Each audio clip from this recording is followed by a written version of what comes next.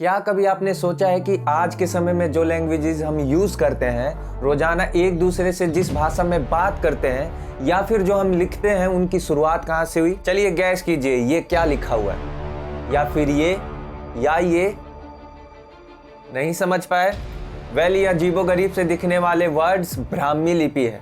आज हम और आप चाहे जो भी भाषा बोलते हो, चाहे वो नॉर्थ इंडियन हो या साउथ इंडियन, उन सभी भाषाओं की राजमाता यही ब्राह्मी लिपि है। भारत की लगभग सारी भाषाएं इसी ब्राह्मी लिपि से निकली हुई है। ये वही लिपि है जो अशोक के स्तंभ लेखों, शिलालेखों और गुहा लेखों में देखने को मिलता है।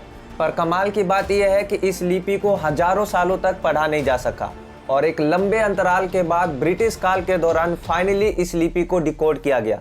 लेकिन इसे डिकोड हम लोगों ने नहीं बल्कि एक ब्रिटिश अधिकारी ने किया। पर आखिर क्यों ये लिपि हजारों सालों तक पढ़ा नहीं जा सका? आखिर क्यों हम अपने ही देश के इस लिपि को भूल गए जबकि ये ठीक हमारे आंखों के सामने था? तो चलिए इन सभी रहस्यों को हम आज जानेंगे।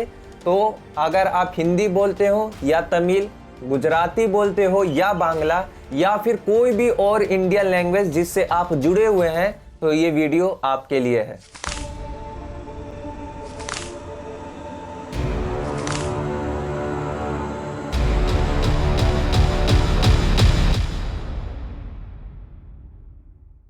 आज से लगभग 2300 साल पहले इंडियन सब कॉन्टिनेंट पर मौर्य साम्राज्य के शासक चंद्रगुप्त मौर्य का शासन था।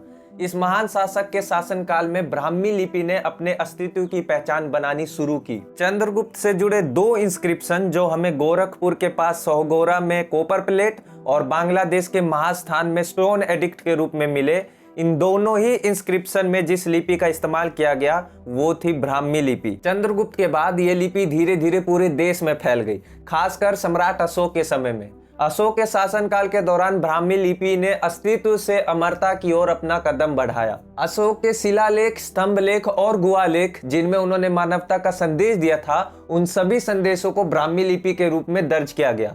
अशोक के इन्हीं प्रयासों के वजह से ब्राह्मी लिपि उस समय भारत की संस्कृति का प्रतीक बन गई। हर समय का पहिया घूमा और ब्राह्मी लिपि जिसने एक समय भारतीय उपमहाद्वीप की संस्कृति को डिफाइन किया था, धीरे धीरे अपने पहचान खोने लगी।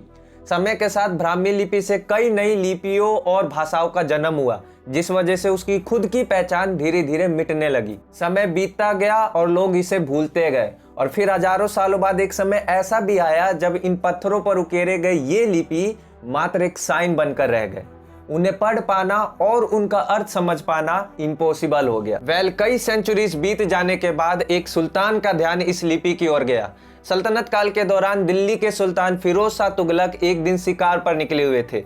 इस दौरान उन्हें घने जंगलों में एक लंबा चौड़ा स्तंभ दिखा जिस पर अजीब से अक्षरों का इस्तेमाल कर कुछ लिखा हुआ था। ये स्तंभ हरियाणा के यमुनानगर जिले के टोपरा में स्थित था। फिरोज शाह तुगलक इस स्तंभ से इतना इम्प्रेस्ड हुआ कि उसने इस पूरे स्तंभ को वहां से उखड़वा कर सीधे दिल्ली के फिरोज शाह कोटला के अपने महल के ऊपर ही स्थापित करवा दिया। आज इसे दिल्ली टोपरा पिलर के नाम से जाना जाता है। इसी तरह उसने मेरठ में स्थित अशोक के ही एक और स्तंभ को वहां से उखड़वा कर यहाँ दिल्ली में स्थापित किया, जिसे दिल्ली मेरठ पिलर के नाम से जाना गया। अब सुल्तान इन स्तंभों पर लिखी लिपि को पढ़ने के लिए बहुत उत्सुक था। उसने इस लिपि को समझने की भरपूर कोशिश की, यहाँ तक कि उसने अपने दरबार के इतिहासकारों और लैंग्वेज ट्रांसलेट करने वाले स्कॉलर्स की मदद भी ली, लेकिन तमाम कोशिशों के बाद भी वो ब्राह्मी लिपि को समझ नहीं सका और ये लिपि एक रहस्य ही बनी रही। वेल, कई सेंचुरीज बीत जाने के बाद भारत ब्रिटिश कॉलोनियलिज्म का शिकार बनता है।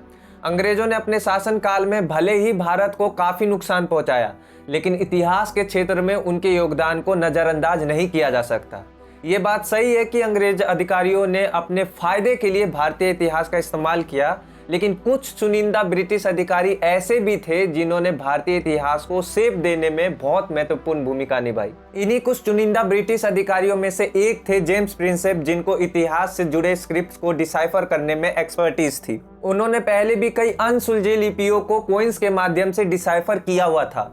उनमें अनसुलझे स्क्रिप्ट्स को डिकोड करने का जुनून कूट कूट कर भरा हुआ था और भारत तो ऐसे अनसुलझे स्क्रिप्ट्स का खजाना था ही। यही वजह रही कि साल 1837 में उनका ध्यान पड़ा दिल्ली में स्थित अशोक के टोपरा पिलर पर। ये वही पिलर है जिसे सुल्तान फिरोज शाह तुगलक ने अपने शासनकाल के दौरान टोपरा से दिल्ली में स्थापित करवाया था। अब उन्होंने इस स्क्रिप्ट को ध्यान से पढ़ने और समझने की कोशिश की।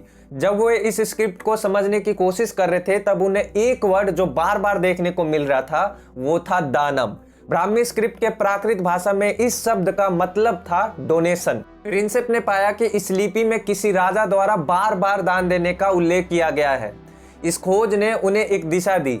जैसे ही प्रिंसेप ने दानम वर्ड को डिसाइफर किया, बाकी वर्ड्स भी डिकोड होते चले गए। इस तरह धीरे धीरे पूरी ब्राह्मी लिपि उनके सामने खुलने लगी। ये एक बहुत बड़ी ऐतिहासिक उपलब्धि थी। इसके माध्यम से हम उस सम्राट के बारे में जान पाए जिसके बारे में पहले हम बस थोड़ा बहुत ही जानते थे। प्रिंसेप ने यह भी पता लगाया कि ये स्क्रिप्ट किसी देव नाम पियदसी को डेडिकेट किया गया है, जिसका मतलब है देवताओं का प्रिय।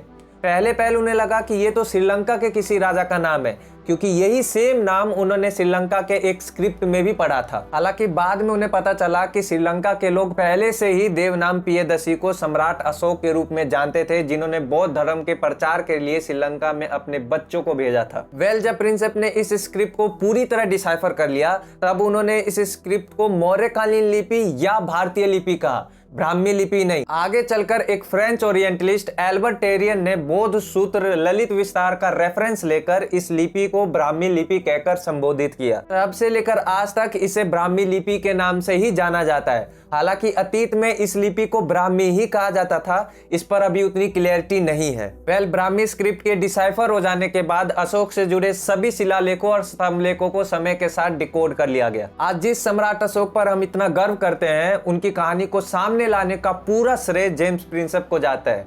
उनके प्रयासों ने न केवल हमें ब्राह्मी लिपि को समझने का मौका दिया, बल्कि हमारे इतिहास के उन परतों को उजागर किया जो हजारों सालों से ढकी हुई थी। तो आशा करता हूं कि आपको ये वीडियो पसंद आया हो। ब्राह्मी लिपि को लेकर आपकी क्या राय है, इसे कमेंट सेक्शन में जरूर शेयर करें। साथ ही डिस्क्रिप्शन में एक वेबसाइट का लिंक दिया हुआ है, जहां जाकर आप अपने नाम को ब्राह्मी लिपि में ट्रांसलेट कर सकते हैं। ये बहुत इंटरेस्टिंग है, तो इसे जरूर आजमाएं। जब तक के लिए मिलते हैं अगले वीडियो में।